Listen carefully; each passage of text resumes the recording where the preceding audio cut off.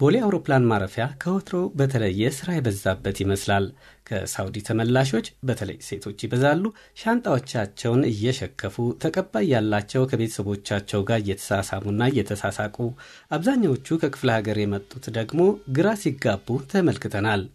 ጠጋ ብለን ቃለ ምልልስ ለማድረግና ፎቶግራፎችን ለመውሰድ ያደረግነው ሙከራ በዕለቱ በነበሩ ፖሊሶች አይቻልም በመባላችን አንዱ እዛ የተዋወቅነው ተመላሽ አብረነው እንድንሄድ ፈቅዶልን 22 በሚገኘው አንድ ፔንሲዮን አረፍ ብሎ የተወሰነ ነገር አጫውቶናል።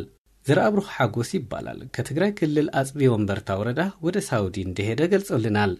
በአካባቢው የሥራ ዕድል ስለሌለ ወጣቶችና ቤተሰቦቻቸው ተስፋ የሚያደርጉት ወደ ሳውዲ መሰደድ እንደሆነ አጫውቶናል። በመቀጠልም ብዙ ዓመት ይሁን ጸኒሐ ታሞሌን ሰርሕ ነገር ለተፈላለ ነገራት ነሰርሕ በሳውዲ ለብዙ ዓመታት ቆይቻለሁ። እዛ ያልሰራሁት ነገር የለም። የግመል እረኝነትና የጉልበት ስራዎችን ሰርቻለሁ። ግን ባለፈው የሳውዲ መንግስት በኃይል ሲያስወጣን ተመልሼ ወደ ትግራይ ሄድኩኝ።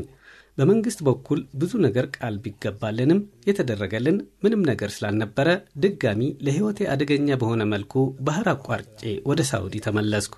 እኔ ብቻ እንዳልመስልህ አብረውኝ ብዙ ጓደኞችም ተመልሰው እዛው ይገኛሉ።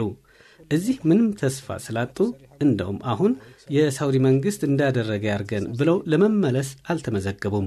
እኔ ግን ልጅና ሚስት ስላለኝ እየመረረኝም ቢሆን ተመልሻለሁ። ግዴታ ሆኖብኝ ተመልሼ መጥቻለሁ። እዚህም እንደ ከዚህ በፊቱ የሚደረግልን ነገር ስለሌለ ነገሮች ከተረጋጉ በኋላ ለመመለስ ነው የማስበው። ምክንያቱም መዋሸቱ ከአሁኑ ነው የተጀመረው። የአውሮፕላን ትኬት በግማሽ ቀንሰናል ቢኑን ይህ ፍጹም ሐሰት ነው። በሬዲዮና በቴሌቪዥን የሚነገረው የከዚህ በፊት ውሸት ነው እየተደገመ ያለው። በመሆኑም የሳውዲ ሁኔታ ትንሽ እስኪያልፍ እዚህ ልቆይ እንጂ በአገሬ ሰርቼ ይኖራለሁ የሚል ተስፋ ስለሌለኝ አሁንም ወደ ሆነ አገር መውጣት አይቀርም። ወይ ወደ ሳውዲ አሊያም ኳታር፣ የፈለገው ይሁን የአረብ አገር ተመልሼ ልስራ እንደሆነ እንጂ በአገሬ ሰርቼ እለወጣለሁ የሚል ምንም ተስፋ የለኝም። አዲ አረወጤ ክሰርሕ እንደ ከዝም አዲ ምን ተስፋ ይብለኝ። ዘርአብሩህ በሚኖርበት የትግራይ ክልል ለአቅመ አዳም የደረሱ ወጣቶች የሚያርሱት መሬት ይቅርና አግብተው ቤት ለመስራት መሬት ማግኘት ከደሮ ወተት መጠበቅ ሆኖባቸዋል ይላል። በፊቱም ምንም አይነት ተስፋ አይነበብም።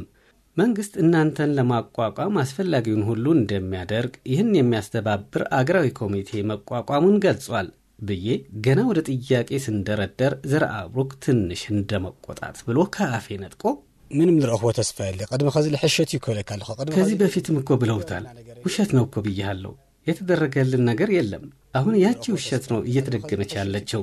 የሚደረግልን ነገር አለ ብዬ አላስብም፣ አልገምትም።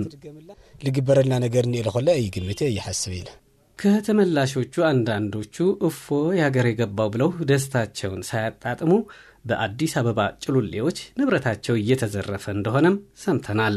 ለዶይቼ ቬለ ራዲዮ ለተጠናቀረው ዘገባ ዮሐንስ ገብረ እግዚአብሔር ነኝ ከአዲስ አበባም